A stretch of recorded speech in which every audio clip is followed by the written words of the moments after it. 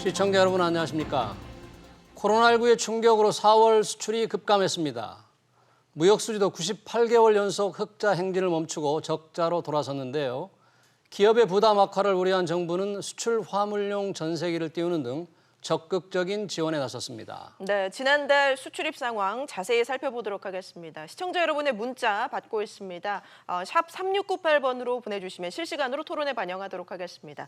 오늘 두 분 모셨습니다. 외교부에서 근무하셨던 수출 전문가 최원목 이화여대 법학전문대학원 교수, 그리고 대외경제정책연구원에 계셨던 양준석 가톨릭대 경제학과 교수 자리하셨습니다. 어서 오십시오. 네, 안녕하세요. 안녕하세요. 양준석 교수님, 수출이 그냥 급감할 것으로 예상을 했는데 굉장히 감소폭이 지금 컸죠, 4월? 네. 예, 지금 나온 듯이 수출은 24.3% 감소했어요. 작년 1분기하고 비교했을 때. 그래가지고 369.2억이었고 네. 수입은 마이너스 15.9% 해가지고 378.7억으로 기록됐고 달러로요. 네. 그래서 수지는 마이너스 9.5억이 나왔습니다. 네. 우리가 마지막으로 상품 수지가 적자된 게 2012년 4월, 그러니까 지금 막 말씀하신 98개월 전이고요. 이거하고 비슷한 금액이 나왔을 때, 비슷한 금액의 수지가 나왔던 것은 2012년 2월. 그때 한 9.3억이 나왔었습니다. 그래가지고선 그 글로벌 금융위기 이후로 가장 낮은 그 숫자를 기록했고, 그래도 우리가 이것보다 좀 더 나쁜 월도 있긴 있었습니다. 그 2008년 8월에는 우리가 그 22.3억을 기록했었으니까요. 그것보다는 좀 낫지만은 그래도 이제 이게 시작이다. 그렇기 때문에 좀 염려되는 부분이 많고, 국가별로 보면은 거의 모든 국가들에서 우리가 작년 1분기하고 비교했을 땐 감소했는데 좀 약간 빛이 있다면은 3월하고 비교하면 중국에서는 약간 올라갔습니다. 예. 중국의 경기가 그래도 조금 회복하기 때문에요. 그렇지만 중국도 나름대로 지금 경기는 회복하고는 있지만은 수출할 대상이 없어가지고선 좀 문제를 예상하고 있거든요. 그래서 좀 약간의 비치긴 하지만은 그래도 좀 걱정되는 면이 있고, 그 다음에 우리 주요 산업도 대부분 줄었다고 보시면 됩니다. 약간 오른 것을 그래도 좀 찾아보려고 했더니 전기차가 약간 올랐더라고요. 전기차. 예, 그렇지만은 우리가 보통 생각하는 주요 부문들은 다 내려갔다. 그렇게 생각하시면 될 것 같습니다. 예, 알겠습니다. 국가별로 우선 봤을 때 앞서 2월과 3월 수출에서는 중국이 많이 줄었었는데 이번에 보니까 미국과 유럽이 많이 줄었더라고요. 그럼 이 코로나19 상황과 좀 수출이 같이 갔다고 봐도 되는 걸까요? 네, 그러니까 그 정부는 이게 조금 아직 그 심각성이 덜하다 그렇게 인식하고 있는 것 같은데요. 문제는 이 감소 폭이 2월, 3월에 비해서 4월에 갑자기 급감했다는 게 문제거든요. 그래서 이게 말씀하신 대로 이제 금융위기를 떠난, 이제 실물위기를 떠난 전방위 위기로 이게 시작되는 그 징후라고 보고요. 2월, 3월에는 전년도 동기에 비해서 그 감소폭이 한 5% 냅니다. 그래서 조금만 감소했는데 4월에는 전년도 4월에 비해서 격차가 20%가 났거든요. 그래서 갑자기 이렇게 절벽으로 뚝 떨어지는 상황이라서 본격적인 추락이 시작된다. 그렇게 볼 수 있고요. 사실 몇 개월 전에 계약한 게 이제 수출 물량이 서로 주고받는 거 아니겠습니까? 그렇기 때문에 사실 지금 코로나 위기의 그 리퍼쿠션이 정말 본격적으로 발생하는 시기는 한두 달 후에 또 진행된다고 보면 지금 그 전조를 분명히 나타내고 있다 하는 것과 연결이 돼서 이제부터 시작이다 이런 얘기고요. 전 세계의 모든 시장에서 이렇게 감소폭이 이렇게 시작되고 있는 폭포수가 이렇게 떨어지듯이 그런 게 감지되기 때문에 이거는 단순한 어떤 구조조정의 문제가 아니고 전방위적인 경제 불황이 시작되는 거다라는 거를 합리적으로 좀 생각하면서 대책을 근본적으로 세워야 될 거라고 봅니다. 수출이 이제 말씀하신 대로 큰 폭으로 줄었는데 수입은 감소폭이 수출 감소폭보다 좀 적었잖아요. 어떤 변수 때문에 그렇게 된 겁니까? 그래서 이제 수입이 아직은 좀 덜 감소했다 상대적으로 그렇게 얘기하면서 이게 이제 수요가 침체해가지고 수입이 감소하고 이런 그 본격적인 불황형은 아니다. 단가 하락이다. 그런 정도의 이제 정부가 진단을 좀 하고는 있는데요. 근데 이게 결국에는 수출이 잘 안 되고 또 그러면은 산업이 잘 안 되고 그럼 모든 나라가 그렇게 되면은 결국 경제가 어려워지고 그러면 또 수요도 줄어드는 거거든요. 네. 그러면 우리나라 경우도 마찬가지의 사이클을 겪게 되기 때문에 이제 전 세계적인 이제 수출과 수입이 이제 그 구분 없이 네. 경기 침체로 이렇게 들어가는 그 사이클이 들어가는데 물론 뭐 자본재나 중간재, 소비재 수입 이런 것들이 자본재나 중간재가 좀 덜 감소했다. 네네. 그래서 소비재 감소보다는 덜 감소했다. 그러면서 아직 그 자본재를 통한 어떤 수요는 네. 국내 그 수입은 굳건하기 때문에 우리 산업에 미치는 영향은 좀 제한적이다. 네. 그렇게는 예측을 하고 있습니다만은 이게 그 수입 감소 폭이 또 심상치가 않습니다. 이게 1월과 2월에는 0.8% 전년 네. 동기 대비 네. 또는 1.5% 감소입니다. 네. 그런데 3월에는 이게 0.3%로 버티다가 4월에 가면은 16%로 급감을 했어요. 그래서 역시 수입 감소 폭도 폭고수가 이렇게 떨어지는 경향을 보이고 있기 때문에 네. 이게 좀 심각하다고 보고요. 원유는 뭐 유가 하락 때문에 네. 수입액이 뭐 그렇다고 치지만은 뭐 디스플레이 제조용 장비라든지 네. 메모리, 무선 통신기기 부품 뭐 이런 것들은 30%뭐 20% 이렇게 감소하고 있거든요. 그래서 좀 중요한 중간재의 경우에도 수입이 급감한다는 것은 경제적인 침체를 좀 예측한다. 저는 그렇게 네. 판단하고 있습니다. 예. 하여튼 근본적인 문제는 우리가 지금 수출을 해도 팔 데가 없거든요. 네. 지금 미국이든지 유럽이든지 완전 지금 락다운에 들어갔기 때문에 공장에 갈 사람도 없고 물건을 살 사람도 없습니다. 그래서 이번에 4월에 너무나 절벽같이 줄어든 면이 있는 것 같은데 문제는 뭐냐? 그게 언제 끝날지 몰라요. 미국에는 다시 이제 락다운을 이제 그 트럼프 대통령이 그만두겠다 그렇게 얘기를 해도 예. 그게 어떤 면에서는 정치적으로 한다고 해서 되는 게 아니거든요. 우리나라도 그걸 봤지만은 그렇게 활동을 하게 해도 예. 그래도 사람들이 무서우면은 쇼핑 안 가는 거예요. 그렇게 되니까 지금 근본적으로는 그 나라들에서 코비드를 어느 정도 통제를 할 수 있어야만 수출이 그래도 좀 올라갈 가능성이 보이는데 그런데 지금 그런 기미가 뭐 정치적으로는 그렇게 좀 풀겠다 그런 얘기가 나오지만은 그 나라들의 국민들이 진짜 나가서 일을 하고 그래서 물건을 사고 그럴 단계가 돼 있는지는 지금 굉장히 애매합니다. 지금 미국의 락다운을 해제하겠다는 게 뭐 주정부들과 얘기는 조금 되고 있는 거죠. 주정부하고 얘기는 되고 있고 조지아주 같은 경우는 지금 이미 했는데 그런데 효과가 별로 없다고 하더라고요. 사람들이 무서워서 안 나가는 겁니다. 그리고 아직 우리나라는 그래도 지금 통제를 잡았다고 얘기할 수는 있지만은 미국 같은 경우는 통제를 아직 안 한 경우에서 락다운을 지금 빼는 거거든요. 그렇게 된다면은 우리나라는 지금 이렇게 풀어도 다시 이렇게 크게 올라갈 가능성은 별로 없다고 보지만은 미국은 이 코로나 독감이 다시 크게 올라갈 가능성이 충분히 남아 있는 거죠. 예. 지금 우리나라의 수출 상황이 다른 나라의 수출 상황과 좀 비교해 보면 어떻습니까? 그러니까 말씀하신 대로요. 그것도 연결해서 락다운을 풀어도 사실은 대면 접촉 관련 그 사업은 좀 활성화될 수 있거든요. 근데 근본적인 사람들의 어떤 소비 심리나 이런 것들이 풀리지 않는 그 현상은 장기적으로 지속될 수 있을 것 같고요. 네. 돈을 풀어야 되는 거예요. 뭐를 사야 되는 거거든요. 그래서 네. 그거는 이제 장기적인 전망에 입각해서 결정을 하게 되는 거고요. 지금 지역별 수출을 보더라도 뭐 대중국 수출은 회복세로 돌아섰다. 좀 그렇게 정부는 진단을 좀 예, 그런 것 내렸는데 같은데. 예. 그거는 좀 섣부른 진단이라고 보고요. 지금은 그 대중국 수출은 조금 유일하게 이렇게 좀 보합세라고 할까요? 예. 그걸 지금 보이고는 있는데 전체적으로 이제 수출이 급감하고 있는 태세를 보면은 뭐 EU나 아세안이나 미국이나 이런 데에 우리 수출이 갑자기 확 떨어진 것처럼 예. 결국은 그쪽 방향으로 간다고 보고요. 뭐 중국이 이제 코로나 사태가 조금 진정되고 있고 뭐 이런 것들이 그 앞으로 장기적으로 어떻게 되느냐 하는 건 상당히 리스크가 있고 또 중국이 이제 전 세계 그 여러 가지 그 산업 부분에 차지하는 비중이 워낙 옛날보다 컸기 때문에 예. 뭐 자동차라든지 또 우한 같은 데는 자동차의 글로벌 생산 기지가 있고 네.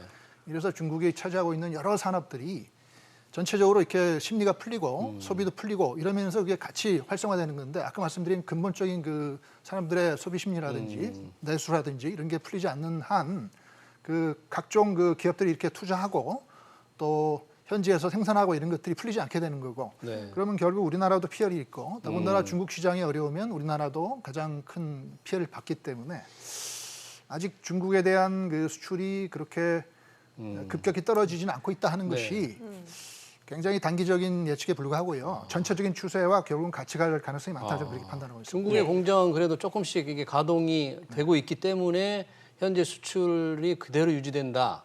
그런데 앞으로도 그렇게 장담하기 어렵다 이런 좀 왜냐하면 이제 전망이시네요. 미국과 EU와 아세안이 또 엄청나게 추락을 하고 있기 때문에 그 시장 예, 자체가요. 그럼 예. 중국이 내수보다는 그쪽 시장으로 또 수출하기 위한 예. 중간재를 수입해서 만들어서 수출하는 그 구조로 이미 많이 돌아섰거든요. 그러면은 중국 경제도 어차피 장기적으로 침체할 수밖에 없는 거거든요. 그렇게 되면은 중국의 회복이라는 게 경기 회복이라는 게 굉장히 둔하거나 아니면 오히려 침체로 갈 수 있고 그럼 우리나라도 역시 대중국 그 시장의 어떤 수요 측면에서 수출이 또 타격을 받고 있고 그래서 모든 게 이렇게 연결돼 있다 이렇게 네. 판단합니다. 예. 중국이 조금 그렇게 좀 이제 그래도 좀 이제 플러스가 나왔으니까 우리가 조금은 그래도 다행은 하지만은 그렇지만 우리가 기억해야 될 게 3월에는 중국이 완전히 또 락다운 됐었거든요. 예. 공장들이 운영되지 않았는데 지금은 다 풀리기 시작했더라도 그냥 뭐 0.3%가 그 정도밖에 다 안 올랐으니까 그러니까 그것 우리가 좀 회복세는 보이기는 하지만은 그래도 그 크게 뭐 회복됐다고 보기는 어렵죠. 1, 2월에 하도 많이 떨어졌었기 때문에요. 예, 예.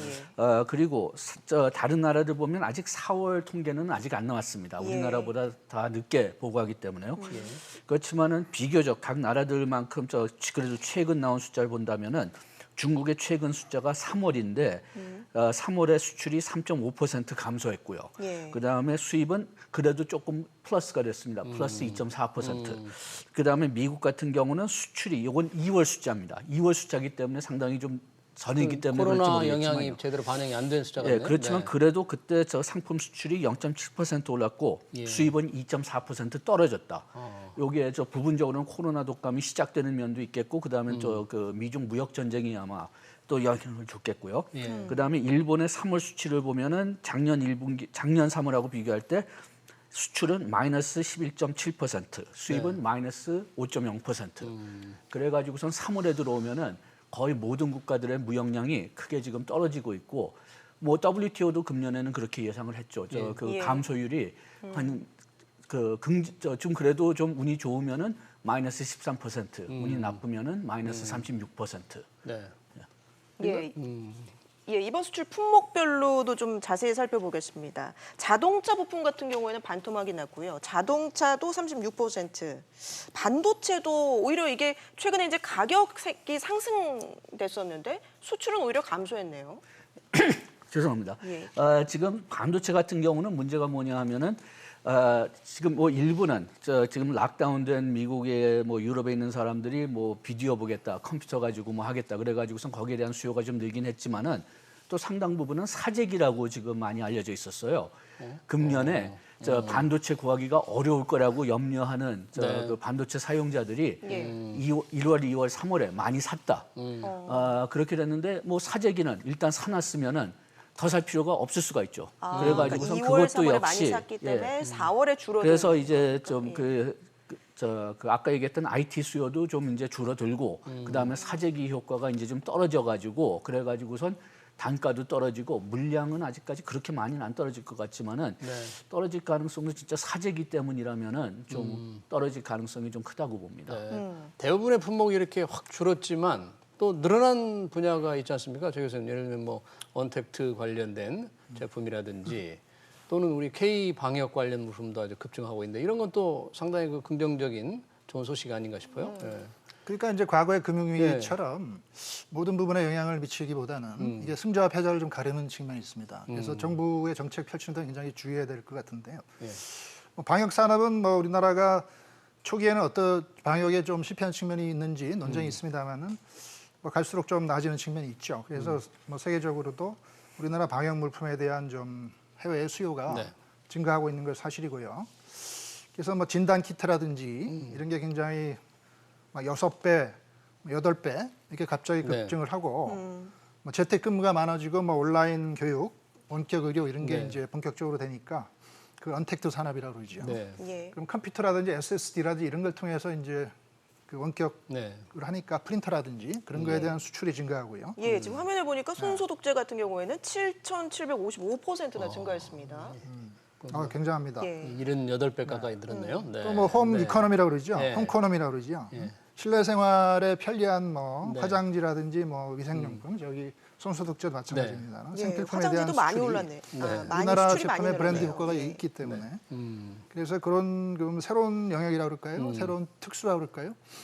근데 그 특수가 뭐 사실은 그 뭡니까 그 백신 나오기 전까지 지속될 거기 때문에 그 단기와 장기를 잘 나눠서 그 산업 육성을 잘 해야 될 거라고 봅니다. 근데 저렇게 조금 특수를 누리는 품목의 절대 수출 물량은 그렇게 많지는 않은 거잖아요. 그러니까 주력 수출은 굉장히 어렵고 저런 부분은 이제 조금씩 늘려가는 거긴 한데 절대 물량이 워낙 많지 않기 그렇죠. 때문에. 그러니까 뭐 손세정제 같은 건데 뭐 7,000% 이상 늘었다고 하지만은 네. 뭐 하나당 뭐 얼마 하겠습니까? 네, 그렇죠. 그리고 컴퓨터 같은 경우도 지금 이제 예. 락다운된 사람들이 다른 거 할 수 없으니까 컴퓨터 네. 가지고 뭐 영화 보겠다, 게임 하겠다 그래가지고 그 수요가 늘지만은 일단 한 대 사면은 네. 더 살 필요가 없죠. 음. 그래가지고 지금 어떤 면에서는 그 상당히 많은 품목들이 좀 올라간 품목들이 이게 좀 일회성 아니면은 기한 제한적인 그런 측면이 좀 있다고 봅니다. 네.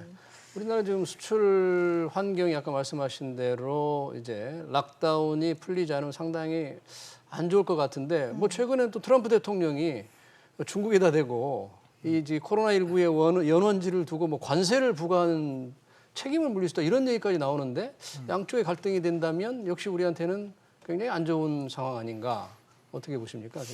그래서 뭐 그게 소송 전쟁으로도 가고요. 네. 미국 국내에서 또 국내 소송도 있고 국제 소송까지 얘기가 나오고 그래서 근데 사실 그게 소송 관할권도 있고 그래서 그게 쉽지 예. 않은 측면이 있습니다만은 뭐 소송을 제기할 수는 있어요. 예. 그래서 그게 이제 협상 테이블 올라갈 수 있고 또 어차피 미국이 중국을 압박하고 있는 상황에서 좋은 그 협상 레버리지가 생긴 측면도 있고 최소한 뭐 미국이 관세 보복을 하는 거에 대한 정당화 사유로 하나가 추가된 측면이 있죠. 그래서 네. 그런 거를 좀 무기로 삼아서 서로 네. 이렇게 티격태격 한다면은 사실 무역 전쟁은 좀 더 발생할 가능성이 높아지는 거고. 예. 그래서 최근에 우리나라의 대중국 수출이 그 크게 감소하지는 않습니다. 많이 감소한 제품들이 있어요. 그게 석유화학이라든지 예. 일반 기계라든지 디스플레이, 음. 석유 제품 이런 네. 것들은 평균 한 17% 정도 감소를 했거든요. 네. 그래서 이거는 굉장히 우리 기간 산업에 해당되는 건데 이게 이제 영향이 좀 본격적으로 오기 시작한다 하는 거고 그 더군다나 미국과 중국 간의 그런 그 무역 보복이 주고받는 그런 예. 사태가 이번 그 코로나 때문에 촉발되게 되면 더 심화되게 되면 지금 이런 산업에 있어서의 우리나라의 그 부품이라든지 중간재라든지 이런 거 수출이 본격적으로 저해되기 때문에 그 영향이 최소한 우리나라까지는 직접적으로 이렇게 오게 된다. 그래서 우리나라는 네. 사실은 국제소송이나 뭐 이런 사실은 법적으로 해결하면 더 좋고요. 예. 그게 무역보복으로 가서 그게 사실은 더 큰 문제를 발생시키면 안 된다. 그래서 우리나라의 어떤 분명히 목소리도 직간접적으로 낼 필요도 있다. 저는 그렇게 판단하고 있습니다. 예. 그런데 또 한 가지 기억할 거는 지금 이게 그 미중 무역 전쟁이 다시 시작되면 뭐 걱정되기도 하지만은 네. 그렇지만은 중국의 GDP에서 수출이 한 25% 정도고 그다음에 그 중에서 미국 수출이 또 다시 그 수출의 25% 정도거든요. 예. 그러니까 중국 GDP 한 16분의 1 정도밖에는 영향을 주지 않는다는 거니까 어떤 면에서 본다면은 물론 미중 무역 전쟁이 시작한다면은 좋을 거는 없지만은 그렇지만은 세계의 경기 침체가 우리한테는 더 큰 문제가 된다는 거죠. 예. 지난번 그 협상할 때 지금 1월이잖아요. 1차 미중 이제 무역 타결이 됐는데 그리고 2차 협상이 이제 곧 시작될 거라고 하지만 이런 상황이 된다면은 그런 1차 무역 합의도 뭔가 파기돼 버리지 않을까 이런 걱정이 있지 지금 않을까요? 미국 측에서 상당히 어떤 면에서는 염려하고 어떤 면에서 네. 노려보고 있는 게 1차 협상에서 미국 물건을 사기로 중국이 합의를 했잖아요. 그런데 지금 중국이 이 물건을 살 여지가 있을까? 그런 여력이 있을까? 거기에 대해서 많이 걱정을 하고 있습니다. 그러면은 중국이 만약에 물건을 사지 않으면 또 어떻게 될 거냐? 지금 트럼프 행정부에서는 살 수 있으니까 아직 걱정할 필요는 없다. 그런 입장을 가지고 있지만은 중국은 좀 조용히 하고 있어요. 그리고 또 어떤 면에서 본다면 중국이 돈을 벌어야지만 또 그 돈 가지고 미국 상품을 살 수가 있고 그래가지고 그 문제도 좀 이제 문제가 날 수가 있고, 이건 무역을 조금 떠나는 거지만은 지금 중국이 상당히 많은 미국 국채를 가지고 있는데 조금씩 그 공화당에서 그 국채를 무효시켜 버리자는 이야기도 조금 나오는 것 같아요. 그렇게 된다면 완전히 혼란에 들어가는 거죠. 예.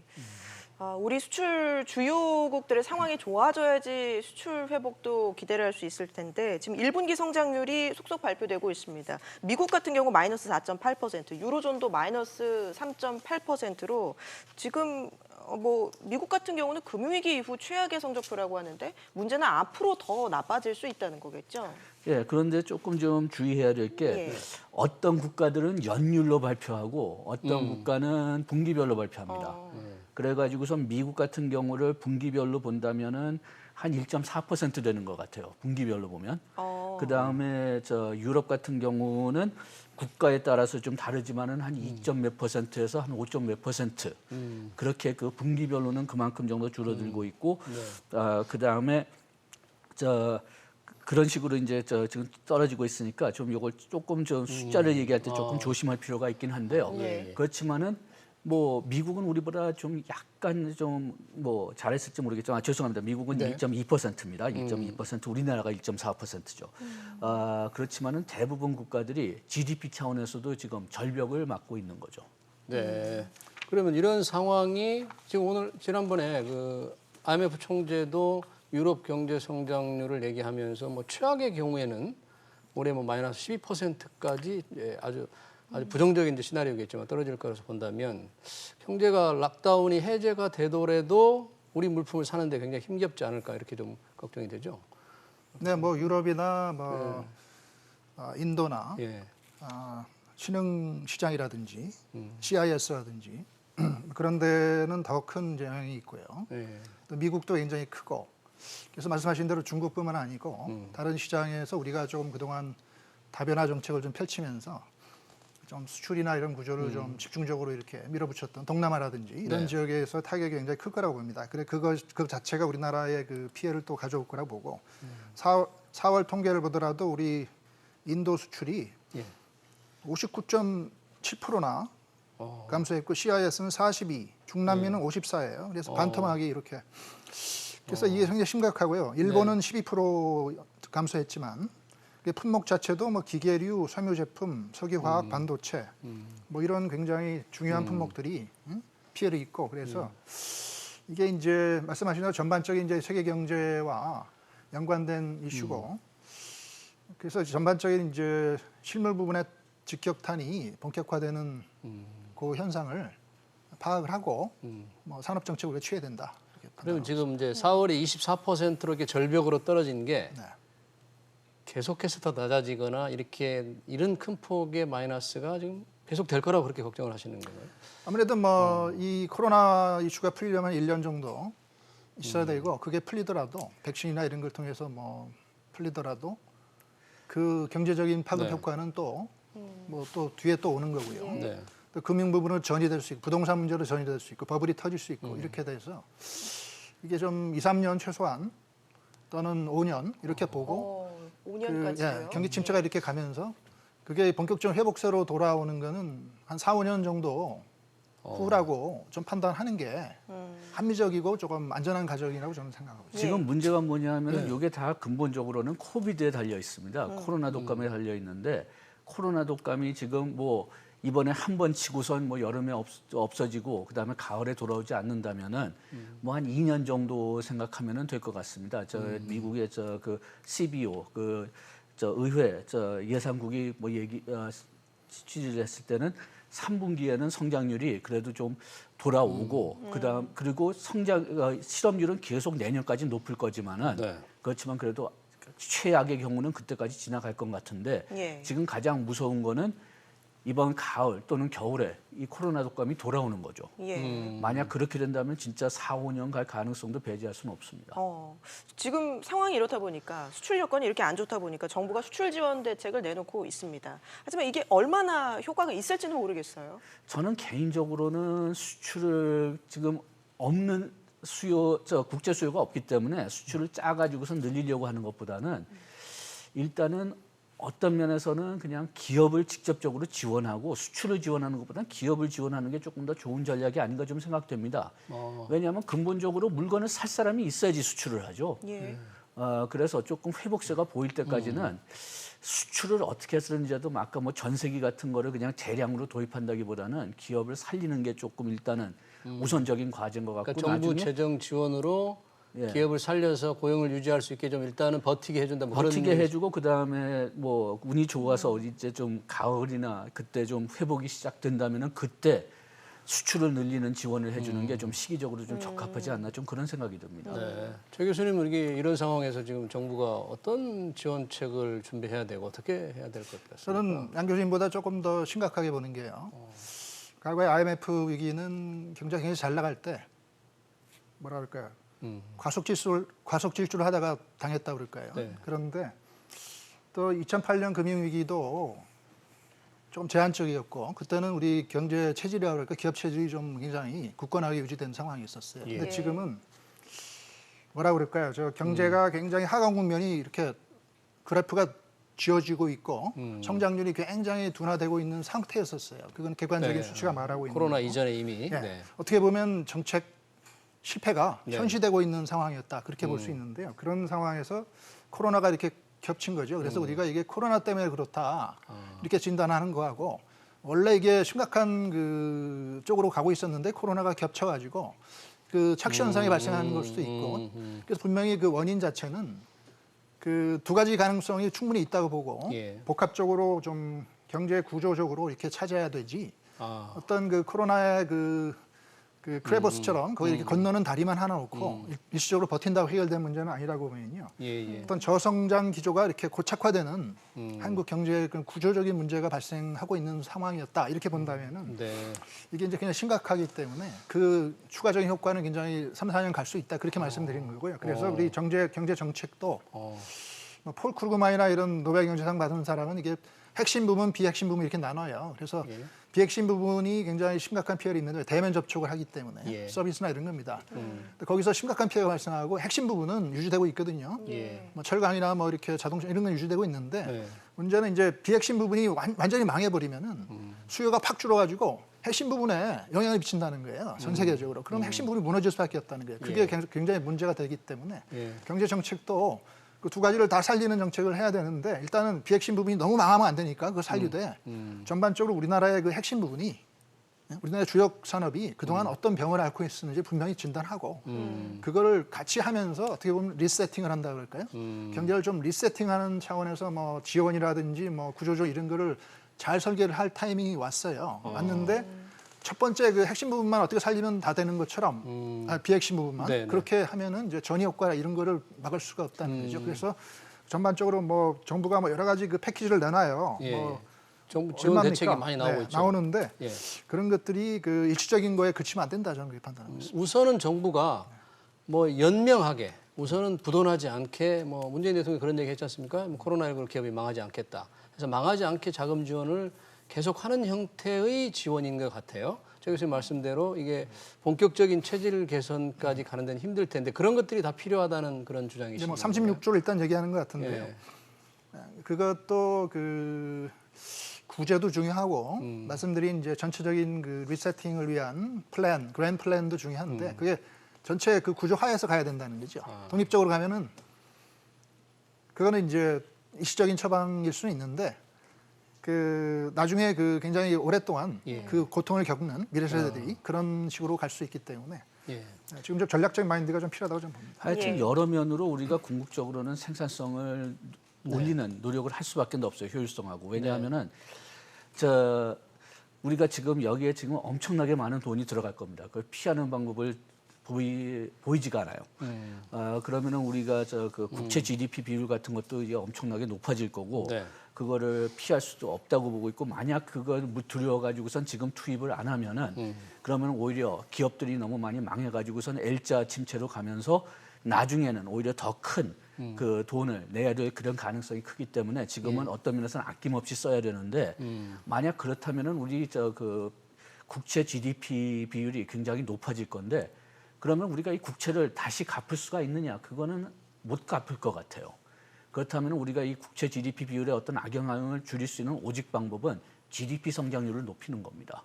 네. 그래가지고선 그 비중을 그런 방법으로 줄일 수밖에는 더 없다고 보거든요. 그런데 다만 우리가 그걸 단기적으로 할 수 있느냐 그거는 저는 좀 그렇게 보지는 않습니다. 우리가 지금 20년 동안 지금 생산성을 높이려고 했는데 그게 안 되거든요.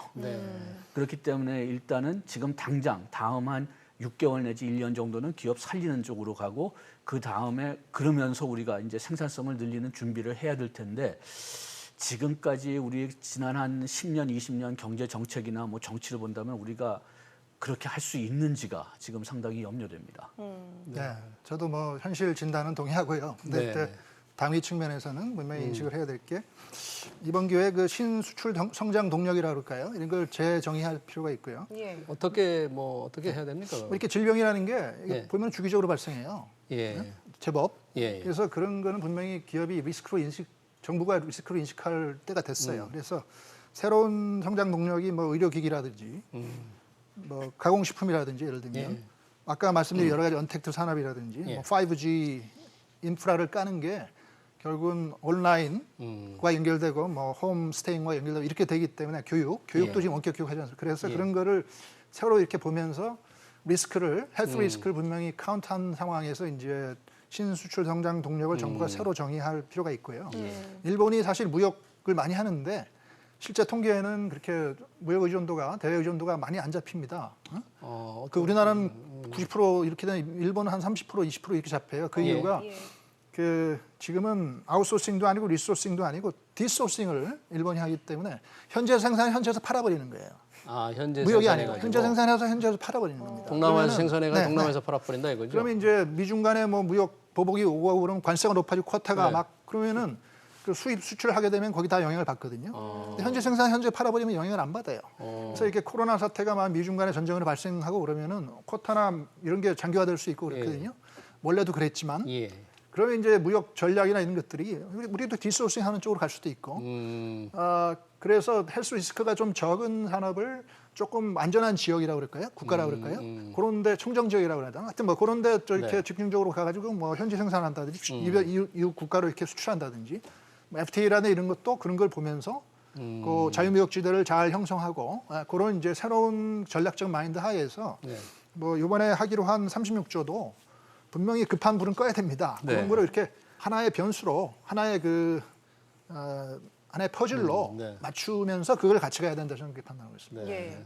지금 수출 지원책들 여러 가지 짚어봤는데 산업계에서 내놓는 목소리는 돈만 풀어서는 안 된다. 세제 지원 또 뭐 규제 완화 이런 것들을 지금 요구하고 있는 것 같아요. 규제 완화 같은 것은 우리가 장기적으로 그 아까 얘기했던 그 GDP를 성장률을 높이는데 꼭 필요한 과제입니다. 예. 뭐 물론 그것만 하는 것은 아니지만요. 그렇지만은 우리가 뭐 규제 푸는 게 그 너무나 어렵다는 것은 뭐 우리가 지난 10년, 20년 동안 너무나 그냥 뼈저리 느꼈고요. 그렇다면은 국민들의 지지가 필요한데 제가 언제든지 생각하는 거는 규제가 풀어야 된다는 건 다 인정하지만 왜 못 푸느냐? 규제를 원하는 수요가 너무 많아요. 이해 단체들 때문에 그럴 수도 있고 기득권의 그다음에 저항. 그다음에 안전에 대해서 좀 너무 좀 뭐라고 할까요? 과잉 걱정을 하시는 분들서부터 또 이제 문제가 될 수가 있고 그다음에 우리가 법 같은 것을 규제 같은 걸 통과시켜도 뭐 이번에 그 공장 화재에서 본 것처럼 지키질 않거든요. 그러니까 그 어떻게 좀 합리적인 규제 완화 프로그램도 필요하고 또 합리적인 교육 개혁도 필요하고 또 그 어떤 합리적인 세제 개편도 필요하고 그런 게 다 지금 필요한데 뭐 아까 얘기했지만 우리가 지금 이런 과제를 몰라서 못하는 건 아닙니다. 우리가 지난 10년, 20년 동안 문제는 계속 제기하고 있었어요. 그런데 다만 이번 코로나 독감을 겪으면서 이제는 더 이상 늦출 수 없는 과제가 되지 않을까. 그런 뭐 반은 두려움, 반은 희망 좀 그런 건 가지고 있습니다. 네. 조 교수님도 마지막으로 한번 이 정책이 뭐 필요한 부분 좀 말씀을 하셨는데 네. 이런 때 꼭 해야 될 거. 경제는 항상 글로벌을 요구하는데 정치는 항상 로컬이죠. 그래서 그 갭이 발생해서 그게 하나의 숙제인데요. 네. 그래서 이럴수록 이제 경제의 그 정답은 나옵니다. 그거를 정치가 얼마나 받쳐주느냐 그런 문제고 그게 그 나라의 그 포텐셜이죠. 그래서 우리나라가 그 옛날 대공황 때도 보면 독일식으로 굉장히 조금 뭐라고 그래야 되나 그거를 전체주의라고 그러나 그렇게 가는 경향도 있고 미국식으로 좀 이렇게 합리적인 쪽으로 가면서 어떤 사업도 일으키고 이러면서 그거를 장기 단기 나눠서 해결하는 쪽도 있고 그렇습니다. 그래서 우리나라가 정치적인 그 합의를 굉장히 중요한 정치적 합의를 과연 국민들의 합의를 어떻게 모아가느냐 설득 과정을 통해서 소통 과정을 통해서 하는 거에 굉장히 중요한 시험대에 오른 건 분명하다고 저는 판단했습니다. 알겠습니다. 오늘 두 분 말씀 여기까지 듣도록 하겠습니다. 지금까지 양준석 가톨릭대 교수, 최원목 이화여대 교수 두 분과 함께했습니다. 고맙습니다. 고맙습니다. 고맙습니다.